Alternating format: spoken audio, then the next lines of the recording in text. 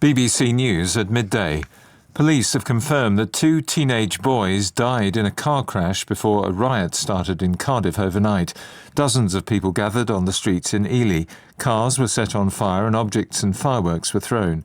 Several officers were injured and arrests have been made. Canon Jan Gould has been a vicar in Ely for 17 years. My heart bleeds for Ely today. Just the brush that the community is going to be tarred with again because this has happened. You know, it took a long time after the 1991 riots for Ely to be seen in a different light, a more positive light, because it's suddenly got this awful reputation. And we worked really hard, lots of different groups across the community for many years to dispel that kind of impression of Ely. The International Monetary Fund expects the UK economy to avoid a recession this year. The IMF improved its forecast, having previously predicted a 0.3% contraction this year because of what it described as resilient demand and falling energy prices. It also warned that inflation remains stubbornly high.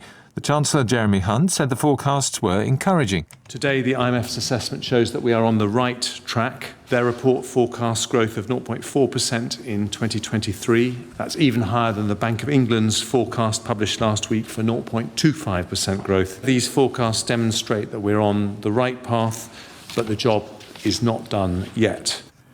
Prince Harry has lost a legal challenge over his attempt to be allowed to make private payments for police protection when he's in the UK. His lawyers wanted a judicial review of the rejection of his offer to pay, but a High Court judge ruled the hearing could not go ahead. Home Office lawyers had opposed the idea of allowing wealthy people to buy security from the police.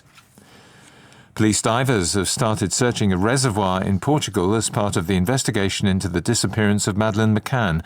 The location is around 30 miles from where the 3-year-old went missing 16 years ago. The operation is being led by German officers. From Berlin, here's our correspondent Damien McGuinness. German State Prosecutor Hans Christian Wolters confirmed to me in a phone conversation this morning that the police search of a reservoir in Portugal is part of their investigation into allegations that Christian Brückner is behind the disappearance of Madeleine McCann. Mr. Brückner, a German citizen who's currently serving a 7-year sentence in Germany for the rape of a woman in Portugal in 2005, has not been charged in connection with the McCann case and denies the allegations. But German prosecutors say he is their prime suspect and are treating this as a murder investigation. BBC News has found that vapes confiscated from school pupils contained high levels of metals. Tests of some of the vapes show children using them could be inhaling more than twice the daily safe amount of lead and 9 times the safe amount of nickel. Alice Wiseman, who's the Director of Public Health for Gateshead, was asked if vapes should be banned. They shouldn't be promoted towards children. They shouldn't be available. But amidst all the concerns about youth vaping, it's really vital we don't lose sight that for some adults who smoke, vaping poses a much smaller fraction of the risks of smoking. So what we need to do is to make sure that we protect children, but also that we make sure that we focus this in supporting our adults to stop smoking. The government says £3 million has been invested in reducing children's access to the products. Retail analysts say sales of wine, fresh cream and pastry all soared in the run-up to the coronation earlier this month, despite food price inflation remaining high.